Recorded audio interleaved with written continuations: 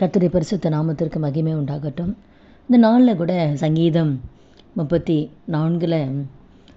18வது வசனம் நாம் பார்க்கும்பொழுது, நொறுங்குண்ட இருதயம் உள்ளவர்களுக்கு கர்த்தர் சமீபமாக இருப்பார்.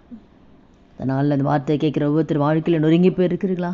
வேதனையோடு இருக்கிறீங்களா? பாரத்தோடு இருக்கிறீங்களா? என் கண்ணீரை துடைக்க யாரும் இல்லையா? நான் வெளியில் சிரிக்கிறீங்க, ஆனால் இருதயத்தில் எத்தனையோ வேதனைகள், பாரங்கள் உடைஞ்சி போய் நொறுங்கி போய் இருக்கிறீர்களா? இரவெல்லாம் உங்கள் கண்ணீரால் படுக்கை நனைத்து கொண்டு இருக்கிறீங்களா? கர்த்தர் உங்களுக்கு தான் சொல்கிறாரு, நொறுங்கி போயிருக்கிற உங்களுடைய இருதயத்துக்கு ஆண்டவர் சமீபமாக இருக்கிறார். வேதனையோடு இருக்கிற உங்கள் வாழ்க்கையில் ஆண்டவர் சமீபமாக இருக்கிறார். எந்தெந்த காரியத்தை நிமித்தம் நீங்கள் நொறுங்கி போயிருக்கிறீங்க? பிள்ளைகளை குறித்தா? பிள்ளைகளுடைய எதிர்காலத்தை குறித்தா?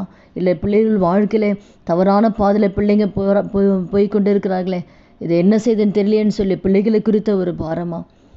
இல்லை குடும்பத்தின் தேவைகள், எந்த காரியத்தை குறித்து உங்கள் இருதயம் நொறுங்கி போய் இருக்கிறதோ அந்த காரியத்தில் கர்த்தர் உங்கள் சமீபமாக இருந்து ஆண்டவர் நறுங்குண்ட ஆவியுள்ளவர்களை ரட்சிக்கிறார்.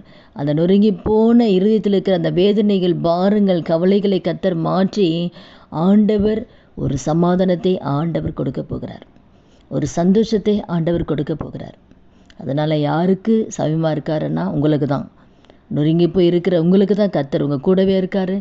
நிச்சயமாக உங்கள் வாழ்க்கைக்கு அது எல்லா பிரச்சனைகளும் வேதனைகளும் கர்த்தர் மாற்றி ஒரு சமாதானத்தை ஆண்டவர் கொடுப்பார். உங்கள் கண்ணீரை கர்த்தர் மாற்ற போகிறனால சோர்ந்து போகாதீங்க.